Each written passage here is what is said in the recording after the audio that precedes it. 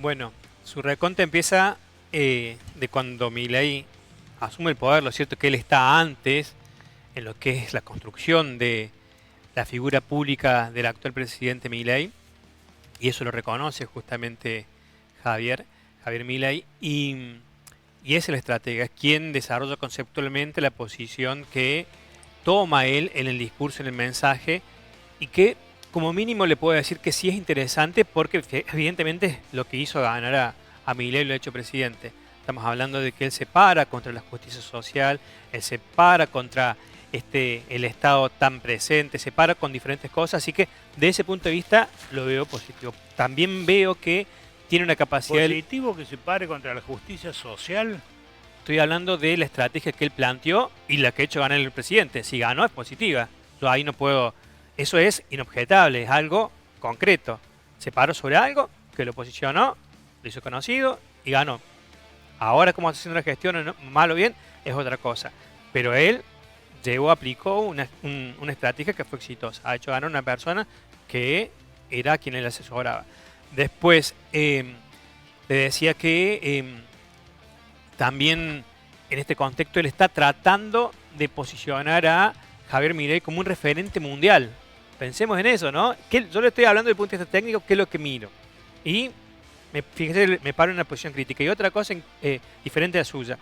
Y también, ¿qué es lo interesante? Usted ahí planteaba, habló con Macri, habla con tumbó al ministro de Gobierno, etcétera, al ministro del Interior, perdón. Fíjese su estrategia hasta el momento, por supuesto que hay desgaste, eso es inobjetable, hasta el momento, y es lo que dije en el programa que me invitó anteriormente, hasta ahora al frente no hay nadie que pueda ganarle al presidente Milei en esta próxima elección que va a haber de medio término a fin de año. Nadie. No le va a ganar ni Cristina, no le va a ganar Macri, él va a tener más legisladores, tanto en la Cámara de Diputados como en la Cámara de Senadores. Entonces, volviendo a esta posición, y está bueno, ¿no?, de que no coincidamos en eso, yo creo que la estrategia de Caputo, considerando su principal asesor, hasta ahora le está siendo conveniente a Milei. Aclaro hasta ahora. Equívocos hay, por supuesto cosas que desgastan, pero al frente, ¿quién hay? Nadie. Y entonces eso está garantizando, sin duda, la posibilidad de sostenerse en el poder y, como le decía, hasta el momento augurando una elección que le va a permitir mayor cantidad de legisladores, de diputados y senadores en el Congreso Nacional y, en consecuencia, la posibilidad de, bueno, tener mayor gobernabilidad. ¿Será que no hay nadie o será que tenemos este gobierno que tenemos porque no hay una lectura profunda en la sociedad sobre los hechos de la realidad? ¿Será porque estamos viviendo una sociedad que la política la entiende, la ve o la desliza con absoluta frivolidad? Bueno, esto es común de hace muchos años, ¿no? Y no solamente, si hablamos solamente de Argentina, podemos ir a un debate mucho más profundo. Es decir, bueno, ¿por qué hacer el voto obligatorio? ¿Por qué, si usted, fíjese, plantea, la sociedad no está entendiendo lo que pasa, me está diciendo usted? No está entendiendo profundamente el métier de lo que ocurre en la política. Entonces, hagamos no está entendiendo, no está conociendo, no le interesa. Por eso, bueno. Y si no lo conoce, por supuesto no tiene capacidad de entenderlo. Y sin entendimiento, su capacidad de tener un voto, una posición crítica para votar, es también complicada. Así que son muchas cosas que no se plantean ahora, sino que vienen planteándose durante años. Creo que justamente Caputo lo plantea. No hagamos el voto que sea obligatorio, vayamos a un voto que sea voluntario, como en la mayoría de los países del mundo. Además de eso, esto va a sacar un poco ese sistema de votos que por el otro lado está, ¿no? Esa gente que no entiende, que no tiene capacidad crítica, que no tiene información. ¿Qué era lo común de votar que era tan criticado? Que lo llevara el puntero. Que por un colchón, que por un bolsón votaba tal o cual. Hay que meter todos esos elementos en el debate para, por lo menos, poner en la mesa qué es lo que conviene o no. ¿Vos estás hablando del voto calificado? De quién tenga disposición de ir a votar. No digo quién puede votar o no, quién quiere votar. Para ir a votar, en el común de los países eso se es anota. Lo más discriminatorio, es lo más antidemocrático que existe en un sistema político. En la mayoría de los sistemas políticos, inclusive los mucho más maduros que los nuestros, lo que pasa es que el nuestro es inmaduro. Usted está planteándome las cosas de esa posición. Y permítame que se lo diga con Sí, conocimiento. sí. Porque, no siento ofendido, por favor. No, Porque al contrario. porque quién tiene la capacidad de anotarse para ir a votar, no importa su nivel de instrucción escolar, no importa en qué trabaje. Si uno cree en que tiene ese derecho cívico y se anota para ir a votar, va a votar todos. Pues entonces ahí no entiendo por qué usted me dice que es discriminatorio, porque todos pueden anotarse para ir a votar, pero no que sea obligatorio. Para mí el voto no obligatorio es un voto antidemocrático y es un voto discriminatorio. Y es lo que se aplica en las... Mira, te voy a contar una anécdota que nunca olvidaré. Yo hacía un ciclo de televisión que se llamaba Los Grandes Temas Nacionales. Yo era muy joven en esa época. Había un productor con el cual, que era una persona formada y de recursos económicos. En una oportunidad viajamos a una provincia del norte y hacía un calor insoportable. La cuestión que estábamos en un hotel y salimos a la piscina del hotel. Y había unos albañiles levantando una muralla ahí alrededor de la piscina, ¿no es cierto? Y en un momento dado la persona que me acompañaba me dice, mirá, cuando llegue el momento de votar, esos albañiles que seguramente no tienen poca formación intelectual, al momento del voto, el voto de ellos vale lo mismo que el voto nuestro, ¿no es cierto? Yo lo miré, hice una pausa, tomé aire y le dije, esos albañiles que están con 40 grados de calor, trabajando mientras nosotros estamos acá tomando sol en la pileta, nos están mirando y dicen lo mismo. Al momento de votar, esos dos que están rascándose el pupo frente a la pileta, al momento de votar, el voto de ellos vale lo mismo que el nuestro, ¿no es cierto? Por eso creo que no puede ser libre el voto, o sea, que no sea obligatorio. El voto tiene que ser obligatorio. Entre otras cosas, Carlos, porque entiendo que la conciencia cívica, la formación cívica, es decir, ¿cómo le explicamos a los chicos cuando les damos educación cívica que si voten si quieren? No, señor, tienen que votar porque eso hace a la conciencia cívica, a la conciencia democrática, porque además estamos eligiendo a quienes van a decidir nuestro futuro.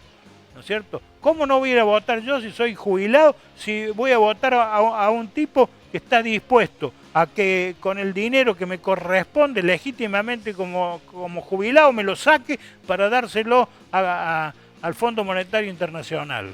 Bueno, pero usted se va. Sí, sí, obvio. Pero la cuestión es que lo que yo planteo no discrimina absolutamente a nadie. Todo aquel que quiere votar puede hacer. Y en cuanto al tema de esto, de la conciencia cívica que yo le digo, fíjate, está inclusive dándome un buen argumento. Deja claro de que nosotros somos un país adolescente en cuestiones democráticas, que no tenemos esa conciencia cívica de ir a anotarnos y efectivamente votar, que no tenemos ese criterio para salir y votar libremente, que muchos de los votos que se dan en las elecciones están, digamos, alentados por comportamientos del sistema, ¿no? Del bolsón, de la dádiva, de que te busca uno u otro. Entonces, ¿por qué si no funcionan en el resto de las democracias, inclusive las más adultas? Porque efectivamente ya llegaron a ese criterio. Creo que está para pensarlo. Dejemos de ser adolescentes, de que nos lleven, empecemos a tener criterio propio. Esa formación cívica que usted plantea es esta oportunidad. Si uno no tiene la formación cívica, ¿por qué tiene que ir obligatorio? Tiene que hacerse cargo, tiene que entender que es la parte formación cívica, a ver, es como que estamos necesitando en este momento un larga vista para ver. En esta ciudad, Carlos, hay 550 barrios, de los cuales 500 son vulnerables, ¿no es cierto? Entonces, ¿qué le va a pedir a esos segmentos vulnerables que tengan la formación intelectual, la formación educativa, la formación, si se quiere, universitaria? Lo que hay que darle es la oportunidad de que tengan mínimamente conciencia cívica. Si no tienen conciencia cívica, no sirve para nada ningún sistema. Porque vos me estás hablando del bolsón. ¿Sabes desde cuándo escucho lo del bolsón? Yo desde que tengo uso de razón... Pero es una realidad. Escucho... No es una realidad. ¿Cómo que no es una realidad? Porque si no, con ese criterio, te diría, ¿por qué ganó Milei? ¿Porque les dio bolsón a la gente? No, justamente fue contra esta posición conceptual a la antítesis de lo que usted me plantea. ¿No y demuestra que no les alcanzó a los otros. A Milei lo votaron todos los sectores vinculado a las Fuerzas Armadas y Fuerzas de Seguridad, ¿no es cierto?, porque prometía represión. Después lo votaron todos los sectores agropecuarios porque prometía no retenciones, ¿tá? Y después lo votaron todos los sectores porque le prometía antipolítica y contra la casta. Y porque le prometió una cosa muy importante que todos pedían. Todo eso son bolsones, ¿no es cierto? Todo eso son bolsones. Entonces después viene una historia que para mí es una historia que prácticamente marca el nacimiento del término gorila en este país, que es decir, no, porque a los negros y a los marroncitos le dan bolsones y los llevan de las narices a votar, ¿no es cierto? No hay duda que eso ha existido, pero ha existido en todos los partidos, y especialmente, ¿sabe de quién? De los conservadores en las primeras etapas de la democracia. Entonces, bueno, me parece que los bolsones no es solo para los pobres que los llevan de las narices. Los bolsones son también para los multimillonarios que compraban camionetas 4x4 y le prometieron, ¿no es cierto?, que el bolsón iba a ser no retenciones. A los sectores militares que el bolsón iba a ser ahora van a poder reprimir libremente. Y así podemos marcar un montón de bolsones que hicieron, ¿no es cierto?, que entonces eso no es el bolsón del pobre solamente. No, cuando empezamos a hablar, creo que todavía no estábamos al área, hablamos de pararnos en la demanda. ¿Qué hizo con inteligencia este hombre? Se paró en la demanda. Y acá había un bolsón universal que decir, bajemos la inflación. Nos guste o no como lo está haciendo, es un objetivo que él ha efectivamente logrado. Por eso él va a volver a ganar ahora en esta elección de noviembre, como les decía recién, mientras que los otros no saben identificar la demanda. También hablamos, antes de estar al aire, de qué quieren los jóvenes y qué no. El peronismo quedó como un partido viejo, en donde todo lo que representa, sus símbolos, la marcha, el acto, el bombo, todas esas cosas, hacen a lo que es un revisionismo histórico, pero para adelante no está dando nada. Por eso fue bastante inteligente lo que planteó Kicillof hace un par de semanas atrás, cuando dice, vamos a hacer un nuevo movimiento que se llama, no me acuerdo, creo que Movimiento del Futuro, justamente, rescata la palabra movimiento del peronismo, pero habla del futuro y dice, dejemos atrás un poco todo lo que representa el peronismo, ¿no? Inclusive hablando del concepto de justicia social. Vayamos para adelante, y eso significa un par de cosas interesantes en la política nacional. Por un lado, la confrontación con Cristina.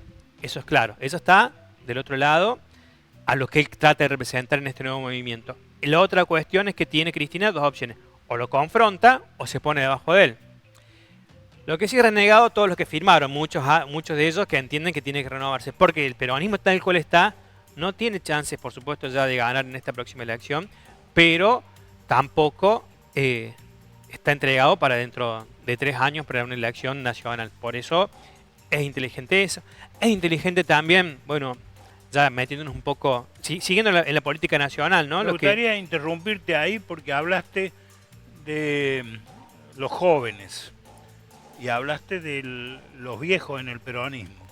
Hubo en el peronismo un movimiento joven llamado la Cámpora. ¿Está claro? Yo he sido y soy muy crítico de la Cámpora.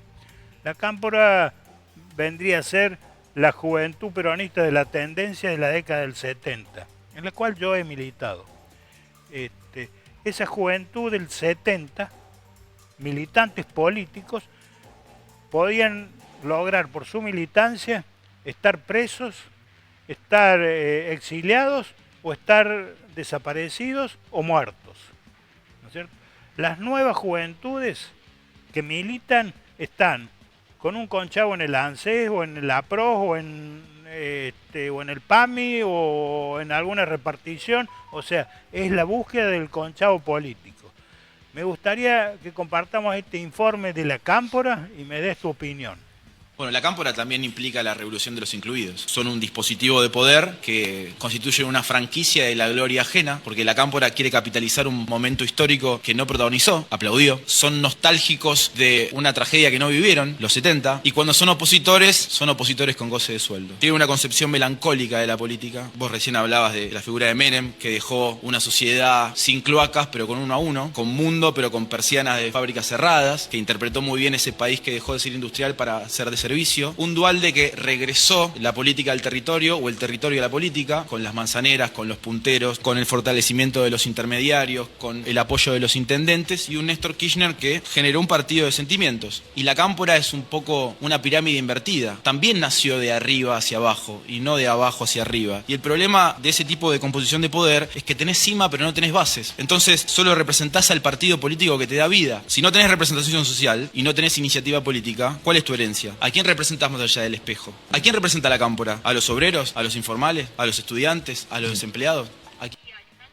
Ahí estoy totalmente de acuerdo con lo que plantea este joven, porque no está parada hoy la Cámpora en una demanda específica concreta, es revisión impuro, y con esta posición nueva de Kicillof, sin duda que tienen en realidad poco futuro. No representan absolutamente nada. Yo creo que también inclusive esta confrontación de Kicillof hasta los van a dejar sin caja, porque ellos sí tienen puestos en donde se habían refugiado todos, en provincia de Buenos Aires. Y ahora seguramente en este esquema de poder van a quedar prácticamente disueltos. Ellos eran parte de algo que se llaman las orgas. ¿Qué eran las orgas? Un montón de organizaciones con diferentes nombres que hacían lo que planteaba este muchacho. O estaban en un ministerio, o estaban en el ANSES, como decía usted, o estaban en la FIME, donde fuere. Y dicho sea de paso, ya no son más jóvenes, porque estos jóvenes que había conquistado Cristina, que tenían 18, 23, 24, hoy ya pasaron muchos años, pasaron 20 años. Esta gente tiene toda más de 40, así que tampoco representan esa juventud que hoy sí la tiene captada Milei. Y déjeme una cosita más, no quiero irme de la escena nacional sin hablar de Schiaretti.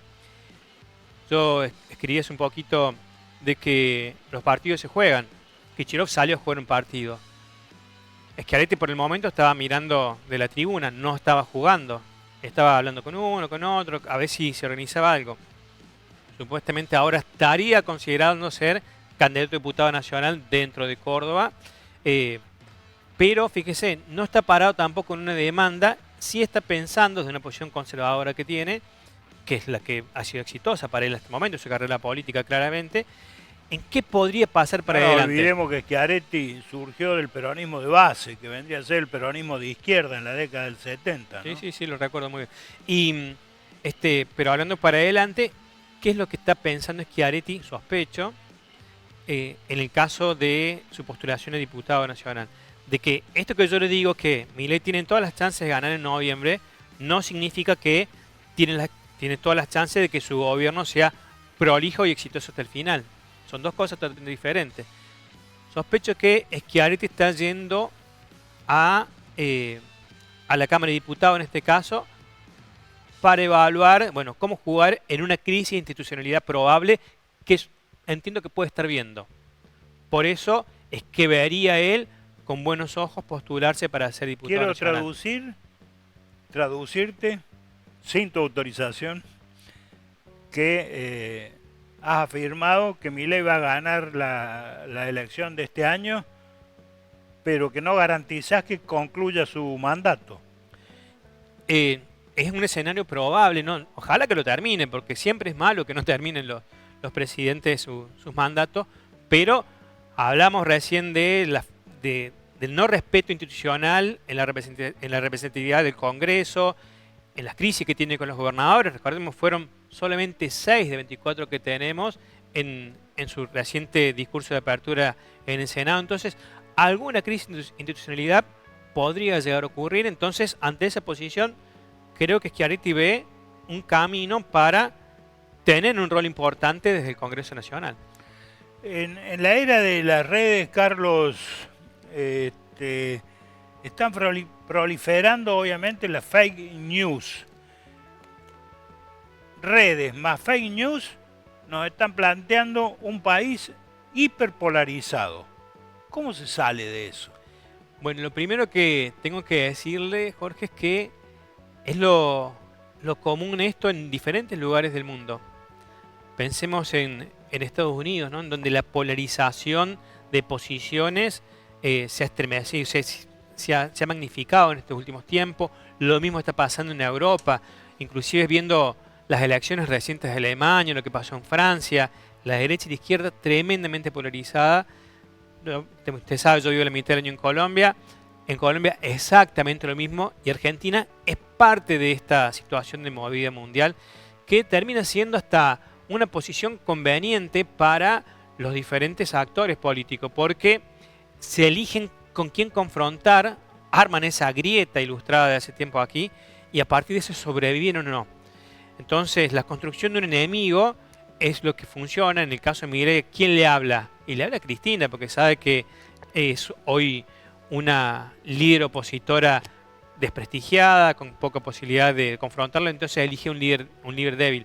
Y lo eligió también sabiendo que está tratando de posicionarse como una alternativa futura a Kicillof. Y fíjese cómo en las pasadas semanas fuertemente lo increpó y hasta llegó a decirle: abandone la provincia, déjenos que le intervengamos. Entonces, eso es una construcción, un método que en todo el mundo está planteándose. Carlos, mencionaste a Cristina y yo en el comienzo, refiriéndome a Santiago Caputo, mencioné lo que para mí es el papelón del discurso de Davos del presidente Milei.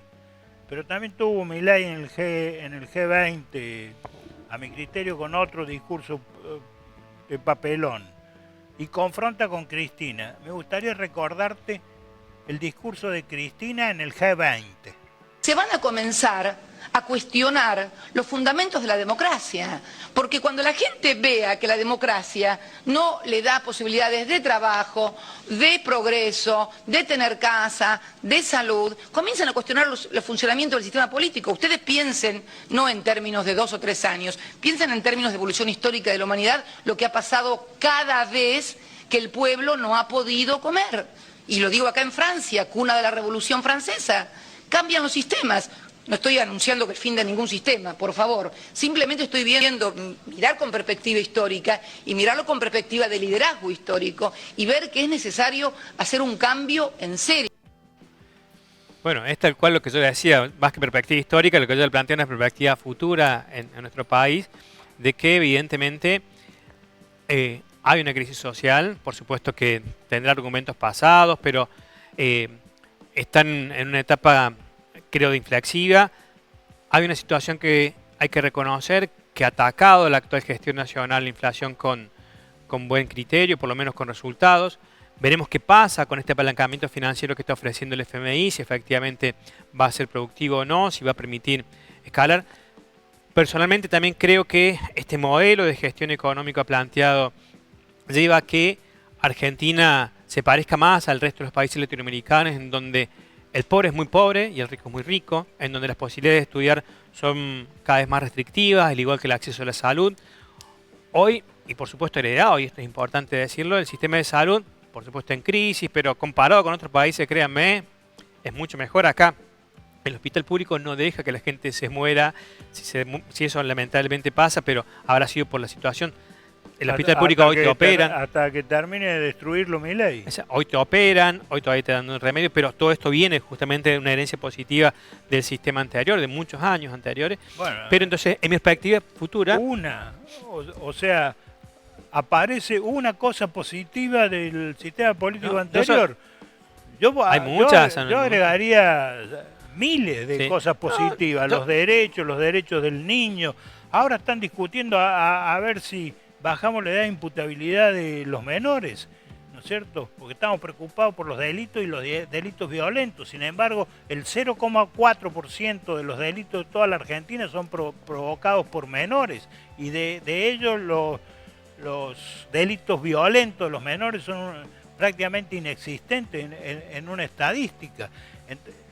También hemos heredado, como decís vos, la salud pública, también hemos heredado la universidad pública, la escuela pública, un mejor salario para los jubilados, un mejor salario para los trabajadores, ¿no es cierto? Algunos accesos crediticios a las pymes, es decir, hay miles de cosas que se han heredado. También se han heredado corrupción, se han heredado muchos males en este país. Pero ¿por qué no se habla de las cosas buenas que hemos heredado? Fíjate vos que el mismo Macri y su ministro de Economía, Duhovne, al asumir, dice que heredaron un país sin deuda externa. Y hoy estamos endeudados hasta los flecos. Y este presidente nos sigue endeudando. Y no nos consulta. ¿Vos estás de acuerdo que vos como ciudadano argentino, un presidente te sigue endeudando a vos y a tus hijos y a tus nietos y al futuro por 100 años? Bueno, esa consulta tiene que darse dentro del Congreso, que es lo que no querría hacer Milei. Eso sí, yo soy crítico, porque evidentemente los representantes que tenemos nosotros están en ese lugar y tienen que tener toda la información para aprobar o no ese crédito.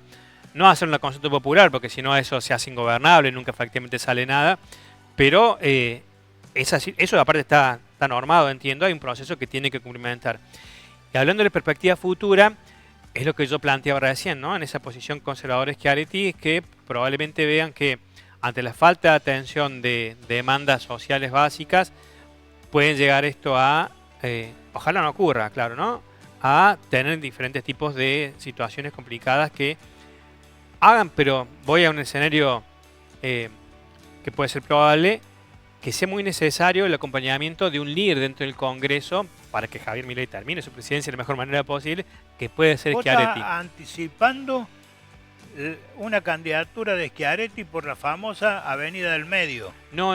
Yo digo que él puede ser un representante de todas las provincias en el Congreso con mucho criterio, que termine de alguna manera controlando, enmarcando y ayudando la gestión del actual presidente Milei para que lo termine. No digo que sea parte del gobierno, son dos cosas diferentes. Entonces, allí creo que es un camino que pueda pensar Schiaretti para posicionarse. Schiaretti, ¿por qué no tuvo un mejor performance en la elección nacional? Porque no era conocido. Entonces, siempre parto de esto, ¿no? De lo que usted planteaba recién de si quiero ser candidato a presidente, ¿qué hago, qué no hago? Sin embargo, los opositores a Schiaretti, la principal crítica que le han hecho es las fortunas que se gastó Schiaretti en publicidad. Sí, pero a veces no alcanza para hacerse conocido. La gente no elige lo que no conoce. Recién hablaron de la crisis de los jóvenes, el interés de la política. Nula prácticamente. Estamos hablando de política contigo. Y la política, mejor veamos estas imágenes. Primero veamos estas imágenes.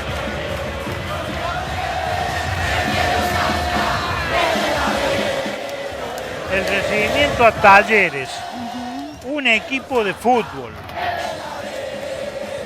Un equipo de fútbol. Todo Córdoba movilizada, todo Córdoba feliz, todo Córdoba de fiesta, porque acababa de ganar un partido de fútbol en Paraguay, nada más y nada menos que a River. Pero en definitiva, acababa de ganar un equipo de fútbol, un partido de fútbol. Venía perdiendo varios, pero ese acababa de ganar ese partido de fútbol. Bueno, y ahora vamos a pasar a otra fiesta en Córdoba. Esta es la fiesta de Talleres porque ganó el partido de fútbol.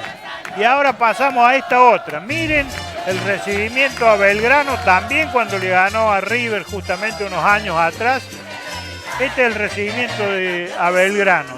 Todo Córdoba de fiesta, todo Córdoba enfiestados, ¿no es cierto?, por un equipo de fútbol.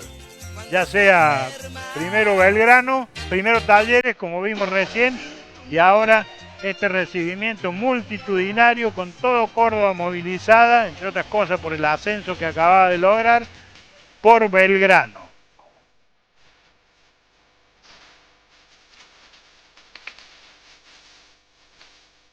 Y esto tiene que ver con la política. Todo esto tiene que ver con la política porque tenemos un consultor político que nos acompaña, que es Carlos Sichar. ¿Por qué? Porque hay un país en el mundo donde hay otras fiestas populares, que es China. En China se produce una fiesta popular que se llama Gaokao. Gaokao. ¿Qué es el Gaokao? Es el examen más difícil del mundo, ¿no es cierto? Se juntan para ingresar a la universidad cientos, millones de jóvenes chinos que quieren ingresar a la universidad. Entonces, ¿qué sucede en las ciudades donde están las universidades? Se hace una fiesta popular. El pueblo sale a la calle para alentar a los jóvenes chinos que quieren ingresar a la universidad. ¿No es cierto? Y esa fiesta popular no es para recibir a un equipo que hizo un gol más o un gol menos, sino a millones de jóvenes que quieren ingresar a la universidad y que tienen que rendir el examen de ingreso. Entonces, ¿por qué sale la gente a la calle? Hay orquesta, el pueblo, el gobierno, todo el mundo rodeando las calles, se preparan caravanas de micros especiales para transportar a los jóvenes hacia la universidad, donde van a ir a rendir un riguroso examen de ingreso. Eso es el Gaokao. Dicen que por esta y muchas otras razones, China es superior en todo.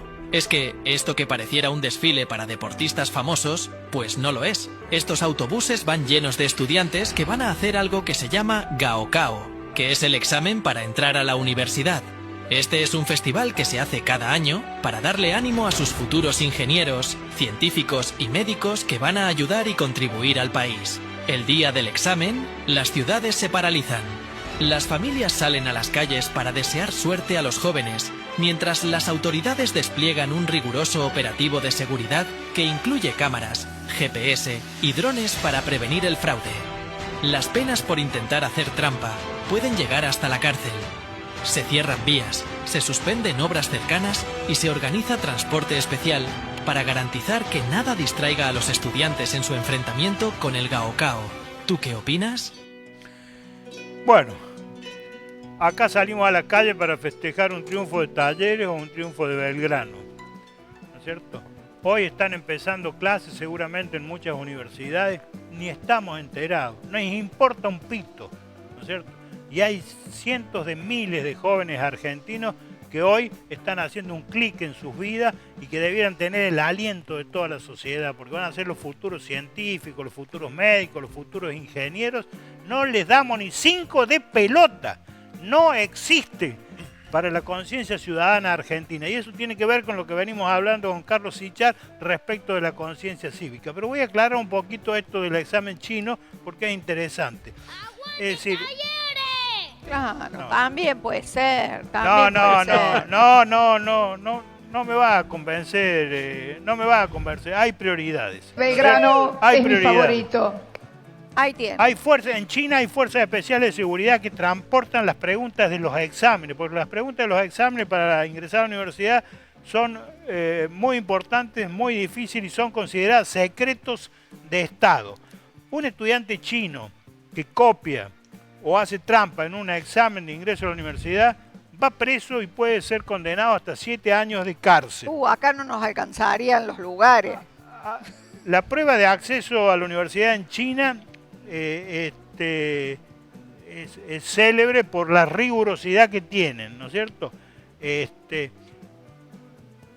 Alrededor de 10 millones de estudiantes chinos compiten durante 2 días por una plaza en las mejores universidades del país. Ajá. ¿Cuántas universidades tiene China? 3.000. 3.000 universidades. 3.000 universidades tiene China. ¿Tá? Y no vamos a hablar de ideología, y menos delante de Carlos Sichar, que me va a retar por eso, pero hubo un líder comunista que se llamó Mao Zedong que inició la batalla cultural para llegar a esta China capitalista de hoy, con 3.000 universidades, ¿no es cierto?, de las cuales 9 están entre las primeras en el ranking mundial. Millones de familias chinas tratan de que su hijo estudie una carrera porque también es la única forma de escapar de la pobreza, y para ello invierten toda su energía y sus ahorros para lograrlo. Pero vamos al examen. Dijimos que es el examen más estricto del mundo. El Gaokao examina 3 asignaturas obligatorias: matemáticas, chino y lengua extranjera, y una optativa de ciencias o humanidades. Pidieron en el examen a los estudiantes que escribieran un texto de al menos 800 palabras sobre una conversación entre científicos de cómo hubiera reaccionado Tomás Alva Edison con la aparición del teléfono móvil. También les pidieron a los chicos en el examen textos sobre el lenguaje corporal, el sentido de humor inglés, los parques, los científicos, el arte, los poemas o una vida saludables. Así se entra a la universidad en China y así sale el pueblo a la calle a darle aliento a millones de jóvenes chinos para que tengan éxito en el examen de ingreso, porque el pueblo, la familia, la sociedad china necesita que esos chicos entren a la universidad y salgan ingenieros, médicos, profesionales para seguir engrandeciendo a China. Bueno, primero, Jorge, yo le digo que lo de Talleres y Belgrano me parece que está muy bien, que festejen. Eso para nada está mal, todo lo contrario, es un fenómeno sociológico Muy que es muy bien. entendible desde Muy todo bien. punto de vista. 2 contra 1, Jorge. Sí. No, habrá millones contra uno, eso no impide que yo siga sosteniendo lo que dije en el Mundial en plena dictadura militar, que no debíamos confundir patria con una pelota de fútbol. Ah, sí, son cosas diferentes, pero como fenómeno sociológico, No son cosas diferentes. Sí, son Perdón, cosas Carlos. diferentes. Acá el fútbol tiene la palabra patria y nos ponemos la bandera argentina. No confundamos. El fútbol en Argentina deporte. nos han metido como, es más, fíjate vos que ni siquiera le podemos culpar a este gobierno de eso, sino al gobierno de los Kirchner, ¿no es cierto?, que hicieron el fútbol para todos. sí, pero fíjese si vamos a detalles de eso, quien ganó la Copa del Mundo, la selección, dispusieron no pasar por la Casa Rosada, así que hay de todos lados, gracias a Dios, escribirlo. Pero yendo al tema de China, que es muy interesante, por un lado también es otro fenómeno sociológico. Recién hablamos del acceso no a la universidad, lo restrictivo que es en muchos países del mundo, y sin duda que China lo es. En el común de los casos, una familia trabajadora no tiene posibilidad de que su hijo sea un profesional universitario en el resto del mundo. Por eso eso es de las cosas interesantes y positivas que se legaron a través de diferentes gobiernos el acceso a la universidad. Creo también de que no hay estos alientos que usted plantea, ojalá que sean familiares mínimos, porque generalmente cuando ya lo tenemos como un derecho adquirido no le damos tanto valor a las cosas. Entonces no esperemos el tema del aliento de eso. Pero no quiero dejar la oportunidad también de dejar esto. Este tipo de carreras tradicionales universitarias en China, en Argentina, en Estados Unidos, donde fuere, ya van a cambiar. Las capacitaciones, las formaciones de las personas no va a ser a partir de carreras tradicionales, sino que de formaciones intensivas y cortas. Y siempre planteando desde este concepto personal que me interesa compartirlo, es que la sociedad a partir de eso siempre se dividió más que entre los que tienen y los que no tienen, entre los que saben y los que no saben. Entonces, el hacerse del conocimiento, el acceso a la universidad o a los esquemas de formaciones modernos que ya están empezando a funcionar, es lo Valoro clave. muchísimo lo que acabas de decir, la diferencia entre los que saben y los que no saben. En este país eso no existe. Un profesor universitario es el que peor está económicamente, un científico es el que peor está económicamente. Sin embargo, un timbero financiero o un empleado bancario, ¿no es cierto?, está por encima de cualquier profesional que ha dedicado 20, 30 años a capacitarse, a estudiar. Entonces, ¿cómo es esa historia? Dentro de las cosas que uno tiene que saber o no saber, es cómo saber o no saber vender sus servicios, ¿no? También esto de estar tan dependiente en muchos casos de solamente el Estado, me parece que es complicado. Aparte, un Estado que con un gasto público que hablamos recién de la Cámpora, cómo distribuyó contratos para tenerlo simplemente allá adentro a ese poco eficiente. Y por supuesto acá ese resultado que tenemos, un Estado que está desactualizado, que no tiene capacidad de gestionar de manera eficiente. Así que creo que este modelo tiene que optimizar la situación. El que más sabe que gane mejor. ¿Vos creés que Milei quiere hacer un Estado eficiente? Porque él dice todo lo contrario, él quiere dinamitarlo directamente. En China han entregado gratuitamente al pueblo chino 80 millones de viviendas. Y aquí al organismo público que se tiene que ocupar de la vivienda, Milei lo acaba de liquidar. Bueno, No conozco muy bien lo de China, para serle sincero, pero allí la meritocracia existe. No es que cualquiera accede a la educación, lo estábamos viendo, ¿no? En todo el Los mundo. cupos son estrictos, solamente el que más sabe va a poder calificar mejor y acceder en consecuencia al acceso de las 9 mejores universidades que tienen allí. Pero tiene entre otros. justicia social. Todos tienen las La mismas, pobreza en China, puedo decirle todos que tienen las mismas posibilidades. la pobreza en China, puedo decirle que es realmente complicada. Yo tuve una empresa en la ciudad de Zhuhai, en la zona de la Gran Bahía China, y puedo decirle que no es tan así como bueno, usted me está comentando. El acceso no a la salud, el acceso no a la educación, el acceso no a las comidas, el acceso no a comodidades y la calidad de vida, porque al fin y al cabo allí vamos en última instancia, es realmente complicada para la mayoría de los chinos, que bueno, son el segundo país más poblado del mundo. 1.400 millones de habitantes, y acá en Argentina, más de la mitad de los niños en Argentina, en nuestro país, en nuestra patria. Me gusta la palabra patria, hay que volver a usar la palabra patria, nuestra tierra, nuestra nación. Más de la mitad de los niños están desnutridos. Realmente complicada, por supuesto, la situación. Recordemos que durante mucho tiempo en China solamente se les permitía tener un solo hijo. Con el tiempo fueron 2 y a partir del 2021 3. Pero todo un tema porque eran muchos, o sea que es lógico que el examen sea tan difícil y que haya 3.000 universidades, porque si no, ¿dónde metemos tantos chinos? Fíjese, allí hay planificación familiar desde el Estado. Claro. Sí, O sea, que sí, aquí no hay.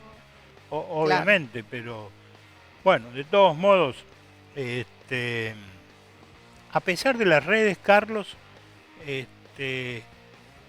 pareciera que las redes es el sistema moderno o del futuro de intercomunicación entre las personas, entre la sociedad, entre los grupos etarios, ¿no es cierto?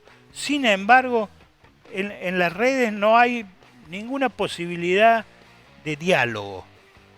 Todo lo contrario, pareciera ser que es una batalla campal entre quién tiene razón o quién tiene la razón, no para debatir. Y a propósito, antes de tu respuesta, Bueno, hay quiero mensajes. contarles que está picadísimo Todo, el chat. todo. Acá va Está todo sin picadísimo. filtro. Empezamos. Carlos H. El programa de Erika Trocero ayer grabado, pasaron notas de Daniel Arauz sin sonido. Otro Así canal. lo ¿Qué canal es? despacharon Telefe. al aire. ¡Qué mamarracho! Pobre Erika, no un- tiene la culpa. Un canal manejado supuestamente por el propietario. Por ¿Quién es? Carlos Pereira. Carlos Pereira, ¿quién es Pereira? El director de Telefe Córdoba Bien. y del interior, de varios Telefe. Carlos H. dice, felicitaciones por hacer lo que hacen. Aguante el avispero. Marina Heredia dice, buen lunes para todos. ¿Y quiénes fueron los monjes negros de Néstor Kirchner, Cristina Fernández y de Alberto Fernández? Ellos también fueron presidentes. Espero su respuesta, señor Zapata. Sí. Así dice Marina Heredia. Raúl Scaroni dice, totalmente de acuerdo con el señor Zapata con respecto a la tarea de ciertos asesores, sobre todo en lo referido a la actual. A este ni siquiera le conocemos la voz ni su currículum, o se ve. Javier Juárez, y reconocemos que la mayoría de los gobernadores supuestamente peronistas jugaron para Milei. Por plata, no jodamos, por eso ganó. Señor Scaroni dice, señor Sichar, ¿cuál fue y es la estrategia de Santiago Caputo? Javier Juárez, ¿cómo que va a ganar que no les va, ¿cómo que va a ganar que no las noticias? ¿No se sabe qué está pasando en Bahía Blanca? ¿Piensan que toda esa gente lo va a votar? Referido a lo que dijo usted, que no olvidemos que aunque parezca que en el frente no hay nadie, recordemos que los nuevos líderes opositores aparecen durante la crisis de los oficialismos. Berardo, Milei tiene a Santiago Caputo, Cristina tiene a Ofelia Fernández, Grabois a Máximo y a su hija. Hay crisis de cultura en este país. Javier Juárez, este muchacho es libertario por más que diga lo contrario, jajaja. Entonces el gobernador de la provincia de Buenos Aires tiene que arrodillarse, es lo que entiendo. Saúl Scaroni, que dice ahí, están poniendo, Saúl Scaroni, con el criterio del señor Chichar acerca del voto obligatorio, bien podríamos pensar que la escuela primaria fuese opcional. Marina Heredia dice, heredamos buenas jubilaciones, ya no se puede aguantar tanta mentira. Carlos, ¿las redes están para dialogar o para imponer razones? Claramente está demostrado que sí se dialoga en las redes. Allí la muestra inmediata nos la acaban de dar, ¿no? Donde se plantean a partir de, por ejemplo, este programa, que gracias a Dios lo ve mucha gente, y felicitaciones por eso, la posibilidad de establecer relaciones, porque no conocemos a ninguno de ellos están escuchando y nos están viendo qué decimos, nosotros le vamos a responder, así que es un elemento, es un canal de contactaciones, en donde no todo aparte es diálogo, porque hay diferentes comportamientos, hay reacciones, hay comentarios, entonces hay hasta posibilidad de compartir lo que efectivamente, por ejemplo, pueda pasar en este programa, así que es esto, nosotros veíamos recién hasta capturas de video de otros momentos, de otras entrevistas, así que, y eso es una forma también de transmitir mensajes, y no es futuro, es actual, eso está pasando en la actualidad, y es uno de los grandes fenómenos que han hecho de alguna manera entender otra forma de comunicarse. Así que yo entiendo que sí, que es para dialogar. Hay quienes dicen que estamos viviendo o transitando la era de la estupidez. Contestale vos, que seguramente te opones a esto. No sabría decir por qué lo dice. Lo primero que se me ocurre es preguntar por qué. Y bueno, por ejemplo, porque en lugar de preocuparnos por cuántos universitarios van a ingresar en estos días a nuestras universidades, que es el futuro de Córdoba, el futuro del país, nos ocupamos de Talleres, de Belgrano, de la fiesta de la Mona, en fin. Pero todo está bien. Lo que sí estamos cosa transitando... Nos ocupamos de Wanda Nara, nos Sí, ocupamos de cuánta pero pavada sucede. Lo bueno es que esta nueva era nos permite justamente interactuar. Antes, y usted ha sido, por supuesto, un abanderado de lo que son las producciones televisivas, bueno, era la televisión y no había interacción del otro lado, podría haber un llamado de teléfono, concurso, pero inmediato, fíjese, nosotros estamos saliendo al aire en este momento y de forma inmediata cualquier anónimo puede intervenir, nosotros lo acaba de nombrar recién la señora, diciendo quién está, entonces inclusive le puedo decir, hablando de democracia, creo que este sistema es mucho más democrático, cualquiera puede hacer un video, su video, si es realmente interesante, puede viralizarse, puede hacerse conocido. Hay muchos fenómenos en ese sentido a nivel mundial, así que en ese sentido ha cambiado absolutamente la forma en que se comunica, en que se dialoga y es mucho más democrático. Está. Coincido con vos, pero me gustaría poner el otro lado de ese sistema democrático de las redes, que son los medios de comunicación. Los medios de comunicación están comprados, son partidarios, reciben la pauta, los periodistas son ensobrados, los periodistas tienen medio, en Córdoba hay censura y autocensura.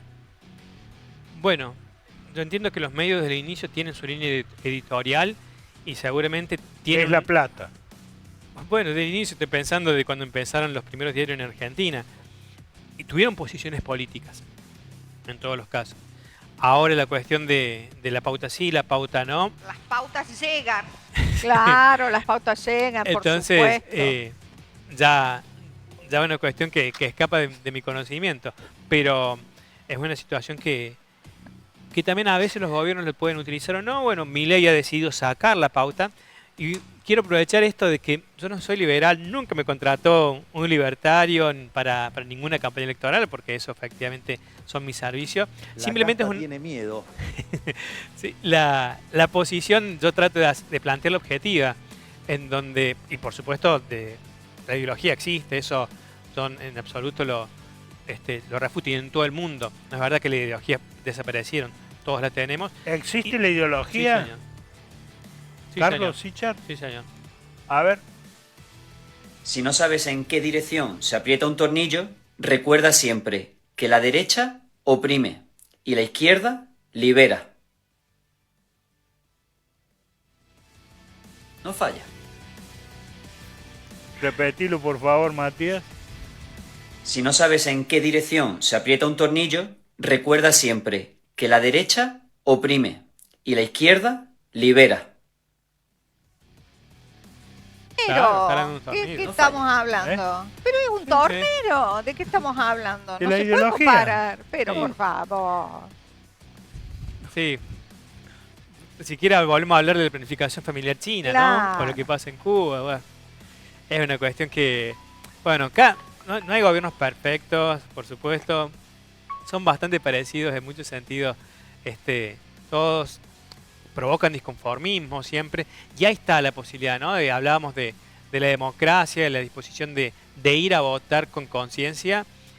Por eso también, cuando mi planteo es, hagamos que sea voluntaria la votación, y no implica esto que solamente van a darnos de plata. Sobran ejemplos en donde inclusive con mucha militancia social logran muchos voluntarios que se sumen a votar y efectivamente termine ganando ese candidato que los representa. Entonces, pararse en esa demanda siempre es la clave. Siempre es la clave del éxito. Y si hablamos de Milei, él identificó una demanda específica y lo votaron transversalmente todos los estratos sociales, porque el que menos tenía, el que más o menos, el trabajador, el empresario, todos votaron en Milei y por eso ganó de punta a punta en el país, especialmente en la segunda vuelta. Teléfono para usted, ¿eh? Está sonando el teléfono para usted. ¿En dónde? Ahí, está sonando. Escuche lo que dice. Y Todos lo votaron transversalmente, desde el que no tiene, escuche el asesor de político. Teléfono para Zapata. Antes que nos vayamos del tema de los chinos, quiero... te comento algo. Me he conectado con varios grupos que vinculan Argentina con China, incluso con la embajada china, porque me he empezado a interiorizar recientemente, te aclaro, sobre la realidad china y el funcionamiento. Hay cosas muy interesantes que van desde lo ideológico, porque estamos hablando de la batalla cultural que empezó Mao con el comunismo, a esta China supuestamente hoy capitalista, que tiene que ver también con los rusos. Y enseguida te dejo la pregunta picando. Putin, ¿es comunista, es capitalista o qué? Enseguida contesta Carlos Sichar y veamos la carretera en China. No hay ríos ni montañas que detengan a los ingenieros chinos. Cuando se trata de desafíos extremos en infraestructura, China ha demostrado que nada es imposible. Y el mejor ejemplo es la impresionante carretera en construcción en Kunming, una obra que atraviesa montañas y ríos, en una de las zonas más difíciles del mundo. Esta carretera no solo debe soportar terrenos inestables, sino también atravesar acantilados y zonas montañosas, donde antes parecía impensable construir. Los ingenieros han diseñado túneles perforados directamente en la roca, combinados con puentes elevados que desafían las condiciones extremas del terreno. Cada metro construido es una batalla contra la geografía. Los trabajadores operan a grandes alturas, enfrentando temperaturas cambiantes y terrenos peligrosos, garantizando que esta vía conecte regiones antes inaccesibles. China sigue demostrando que ningún obstáculo es lo suficientemente grande cuando la ingeniería y la determinación se unen. Espectacular.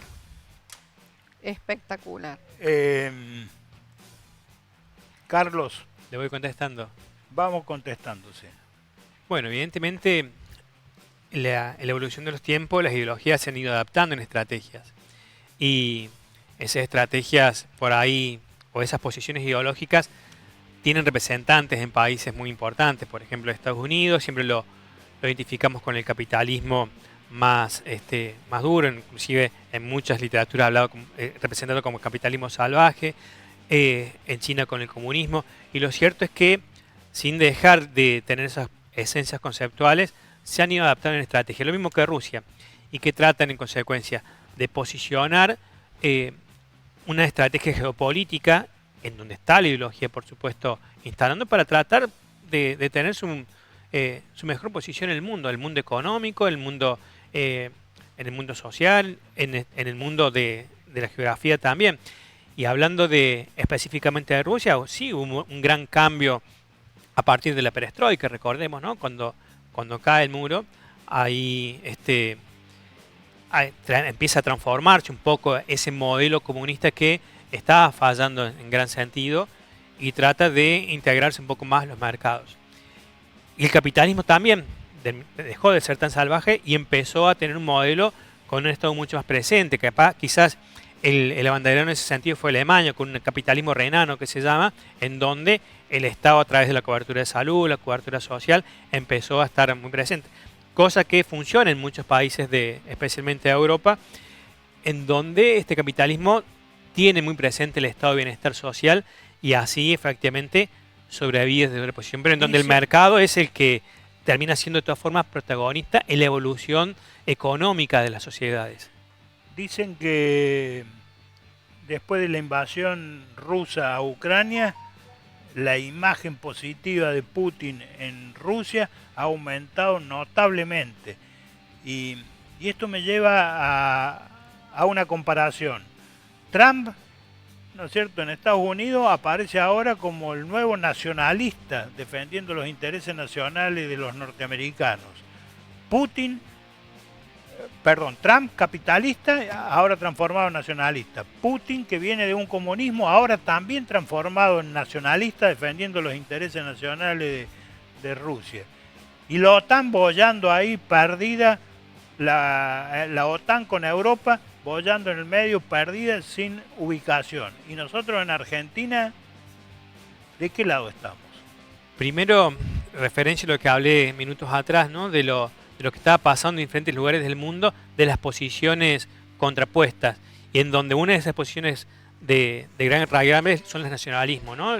El de Trump es un gran ejemplo, Marine Le Pen en Francia, Georgina en Italia, en donde estas posiciones han recogido un poco la demanda social que existe. Recordemos que Europa también, en ese caso particular, están pasando una crisis de migración, especialmente de países africanos, que por supuesto ellos tienen mucho que ver con que eso ocurra, ¿eh? No es que gratuitamente los pobladores africanos por gusto van a Europa, sino se están desarraigando por una situación de extrema pobreza.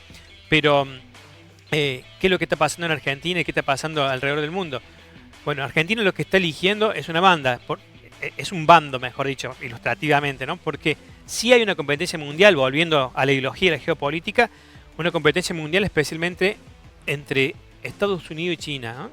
Eso me parece que es la gran competencia, ya dejó de ser el eje Estados Unidos y Rusia. Rusia es un actor que puede lidiar a favor o en contra de otro, por eso es que dice, sospecho, ¿no?, Donald Trump, bueno, desarmemos este problema, este meollo, este conflicto con Rusia, traigámoslo de nuestro lado, por lo menos que no esté al frente, porque claramente estaban construyendo una relación muy fuerte con China, no solamente en el apoyo a la guerra, sino en lo económico. Recordemos que los BRIC representan también, en ese sentido, una normalización de políticas económicas a través de una moneda común que están en donde están estos dos grandes países, por lo menos ya integrados. Entonces, viendo ese gran desafío, Donald Trump trata entonces de establecer equilibrio. Hoy el representante de China en Latinoamérica aparenta ser Brasil. ¿Y Argentina a quién representa? ¿A la Unión Soviética, a Estados Unidos, a quién? Yo no sé si es el término de representar a alguien, sino que se está tratando de alinear económicamente más a Estados Unidos. El presidente Milei ha pedido un acuerdo de libre comercio en ese sentido, así que ahí tenemos una prueba contundente de qué es lo que procura el presidente de Argentina en la alineación. Alejado de lo que era el Mercosur. Exactamente, en principio sí. Yo no sé si, bueno, personalmente creo que es una estrategia por ahí no tan conveniente, porque ir a negociar conjuntamente es mucho más fuerte que ir de a uno. Nuestros principales clientes son Brasil, claro, y China. Exactamente. Y le damos la espalda, tanto a Brasil y China, y nuestro presidente poco menos que le declara la guerra a China y a Brasil juntos. Pero bueno, tuvo que recalcular, por no decir otra palabra, porque su expresión de campaña fue que no quería saber nada con los chinos y demás, y después no, tuvo que volver a alinearse. Claro, ahí está con un chino, ¿eh? ¿Milei es un presidente mentiroso?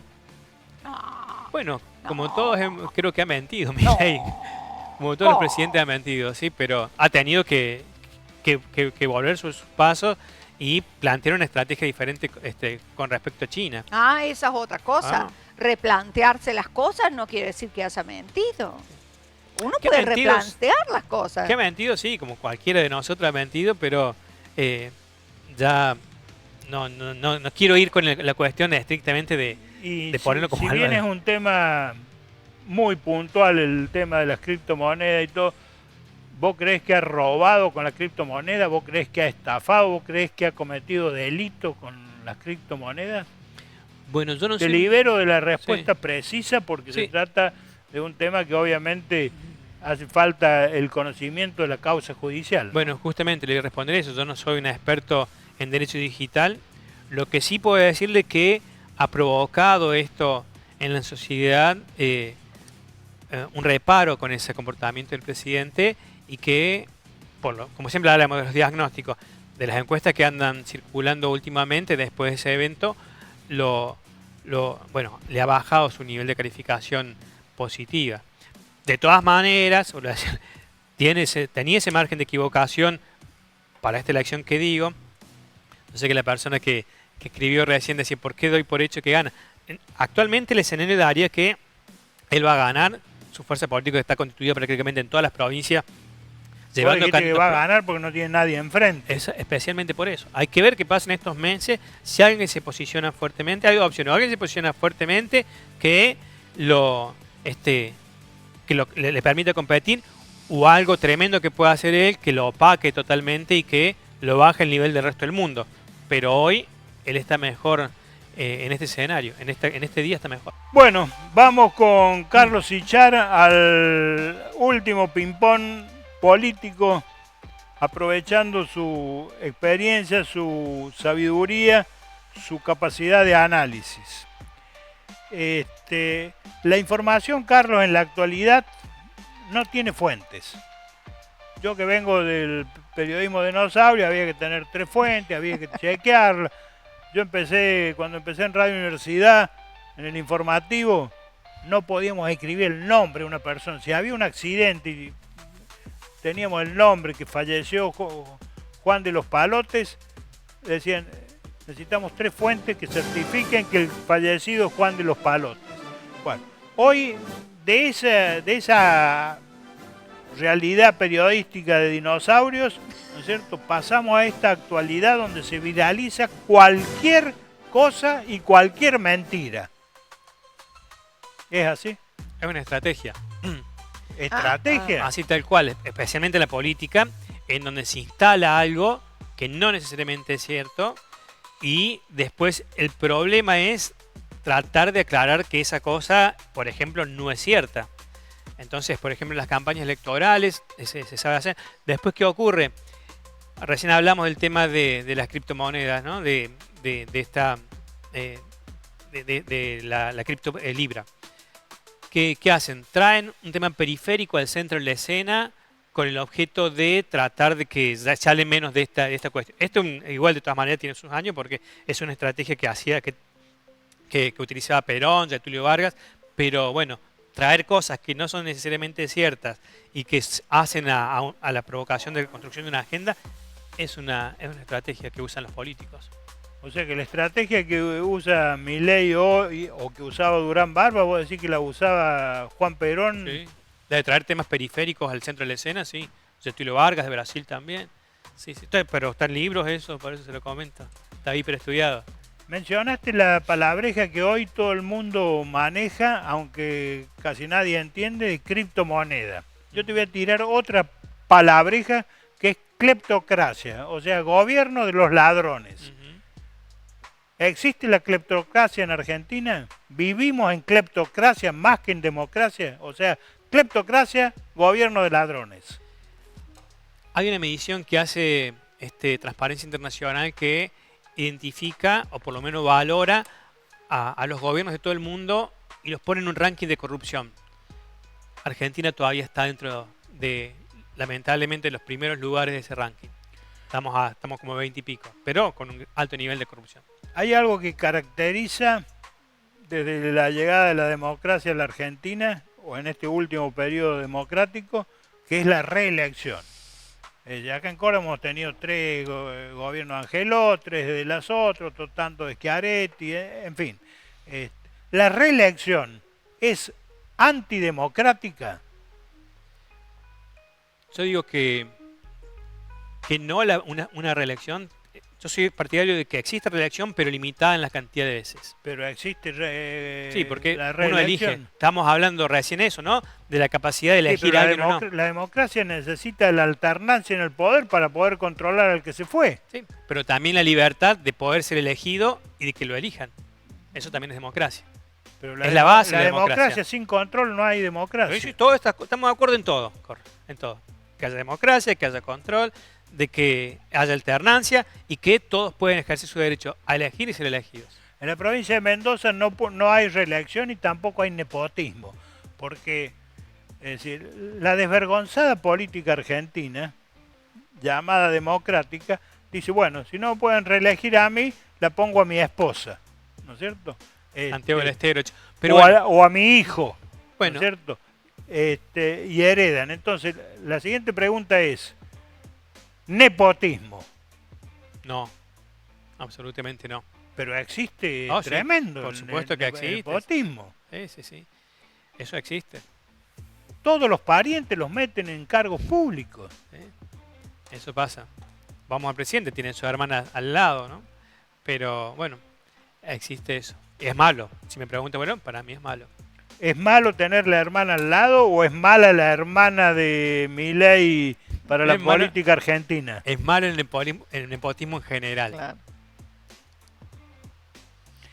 En 30 años de democracia, mira el dato que te voy a dar. En 30 años, ¿cuántos años llevamos de democracia? Bueno, en este nuevo periodo de democracia... Coincide con más o menos Malvinas, más de 30. En la República Argentina, voy a mirar a la cámara para decirlo, en la República Argentina, democrática, libertad de prensa, libertad de expresión, reforma de la Constitución, adhesión al Pacto de San José de Costa Rica por la libertad de expresión, el derecho a la información, en 30 años, en todo este proceso democrático, no se abrió un solo canal de televisión en la República Argentina. Yo le tengo que decir, están cambiando los formatos. Ahora no es, en realidad, un buen negocio tener un canal de televisión, sino hacer contenidos dirigidos a redes, que es donde está la mayor cantidad de público. Eso hablamos. ¿Dónde está en realidad? Hablamos, usted me decía de Gran Hermano recién. Es muy baja la interacción que existe o la cantidad de televidentes que existen en la transmisión a través del medio tradicional. ¿En dónde está el negocio de Gran Hermano? En las redes, para hablar de algo de la actualidad. Me parece que sería improductivo abrir un canal de televisión. Pero sin embargo, todos los gobiernos, mire, Alfonsín, Néstor, Menem, es decir, Alfonsín dijo que iba, es más, Alfonsín dijo que todos los canales iban a ser concursados. Cuando asumió Alfonsín y en su campaña prometió que todos los canales de la Argentina iban a ser concursados porque habían sido entregados ilegalmente, sin los concursos correspondientes, en la dictadura, ¿no es cierto?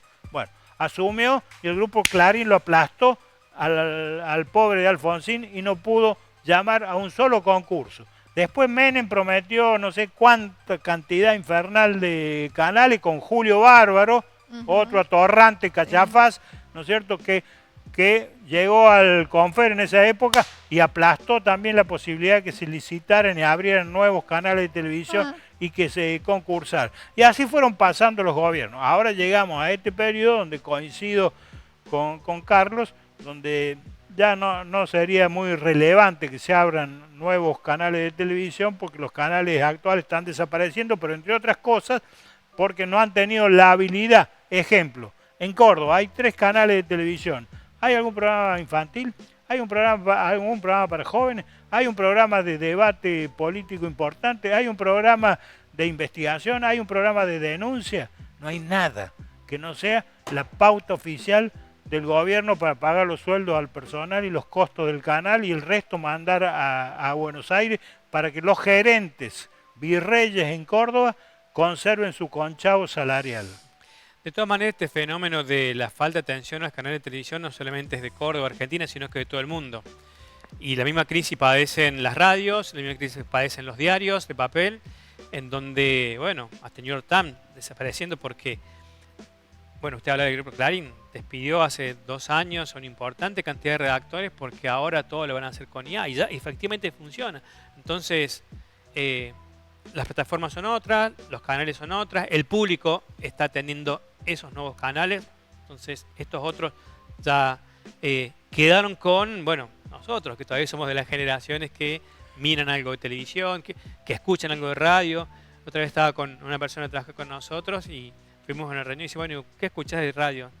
No, yo no escucho radio, yo escucho Spotify. Así que es algo que está claramente en un evidente cambio y que está dejando cada vez menos público para esos tradicionales medios de comunicación.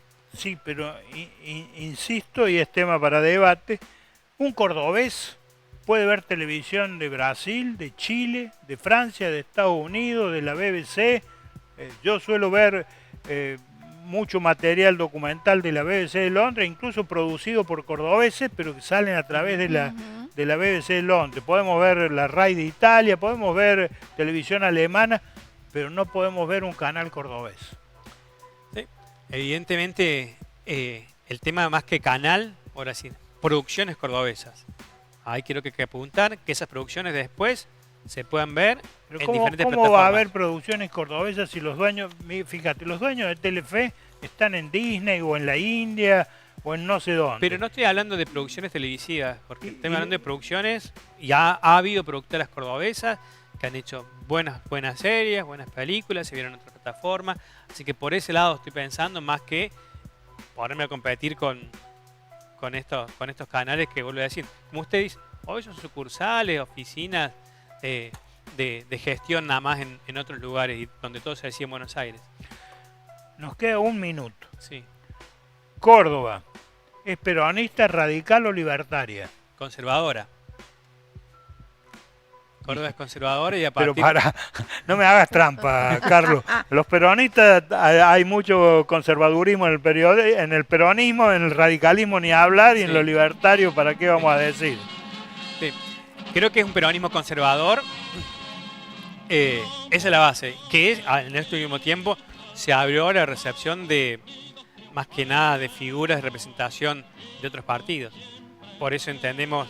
Es una estrategia también que ha tenido que hacer Yayora para poder tener gobernabilidad en la legislatura, que a partir de la necesidad de las intendencias en donde, bueno, escasas de fondos, por nivel de recaudaciones baja, por también haberse cortado diferentes tipos de programas nacionales, especialmente para atender necesidades, han tenido que sentarse a negociar con Yayora y él políticamente lo aprovechó en ese sentido. No sé si podrá ser rápida la respuesta, pero la necesito. Del cordobazo a Milei, ¿qué nos ha pasado a los cordobeses? Bueno, muchos años. No, es muy difícil, pero largo. Recomiendo sí el libro que se llama Muchachos Cordobeses. Allí hay muy buena referencia de la historia cordobesa. Ahí se lo voy a explicar. Me parece ¿Autor? Que es Javier, bueno, es un hombre de Tras la Sierra. Ya me voy a acordar el nombre, creo que bien. Zapata también, fíjese si no es pariente. Lo escribió usted, Jorge. No, muy bien escrito. En Tras la Sierra hay unos cuantos Zapatas. Muy bien escrito, con mucha base conceptual que explica todo lo que fue efectivamente Córdoba y por qué ocurrió aquel cordobazo, por qué la universidad, por qué nació acá y por qué estamos donde estamos. ¿Qué pasó con De la Sota? ¿Qué pasó con Schiaretti? Muy recomendado. Muchachos Cordobeses de Javier Zapata. Rodrigo de Loredo. Sí, señor. Bueno, está haciendo un gran esfuerzo para posicionarse como el opositor que va a tener seguramente allí... ¿Opositor a quién? Al gobierno provincial actual. Ah, bien. Y una seria competencia de Luis Juez. En un escenario que él sostenga esa competencia provincial es conveniente para Yayora. ¿Y Luis Juez? Igualmente lo mismo. Bueno, primero es un personaje ya histórico de la política cordobesa que tiene sus particularidades, pero también se transformó en un personaje de la política nacional y va a tratar de ser nuevamente candidato a gobernador, porque todavía no lo es, él dice que quiere serlo. ¿Futuro político de Daniel Pacerini? Bueno, Ahí no sabría decirlo, no me arriesgo a decirle absolutamente nada. Lo que sí, bueno, Pareciera ser el último mohicano, el último peronista que queda. es que su posición de no permitirse una reelección para él, porque él ya tiene un periodo anterior como viceintendente y no podría ser nuevamente. Entonces no veo. Yo lo veo quizás como senador de la Nación, diputado de la Nación, porque si estamos hablando de un escenario en donde Schiaretti juega a nivel nacional, se lo dije en el anterior programa, hay solamente espacio para un cordobés a nivel nacional, entonces si juega Schiaretti, el camino de Yarlora es la reelección. Y ahí no estamos viendo un camino para Pasearini, por eso hablo de el Senado de la Nación. Martín Yarlora. El escenario más probable es la reelección. ¿Puedo hacer una pregunta? Recién hablaste de una estrategia de Yarlora en una respuesta. ¿Es un buen estratega, Yarlora? Sí, te puedo decir que sí. ¿Vos lo Bueno. asesorás? Actualmente no, sí yo he trabajado tiempo atrás con él y me consta que sí lo es. ¿Milei puede desprenderse de su hermana Karina? Bueno, esta es una situación complicada, pensando más que nada estas denuncias que han caído sobre ella. Llegada el caso, creo que se desprendería de ella. Para sobrevivir, en escenario para sobrevivir, estaría sospecho, pero ya es muy personal esto, lo que le toca hacer, ¿no? Carlos Sichar, el Papa Francisco, Ojalá se recupere. pero ¿puede ser considerado el argentino más importante de la historia? Y seguramente su paso en políticas mundiales, como le toca dar desde el Vaticano, probablemente pueda hacerlo. Ahí está. ¿Yo puedo la última? No, la penúltima. Bajo la mirada de un asesor político, ¿Yuyito González le juega a favor o en contra a Javier Milei o no importa? Oh, no importa, No importa. no va a tener Bien. mucho impacto.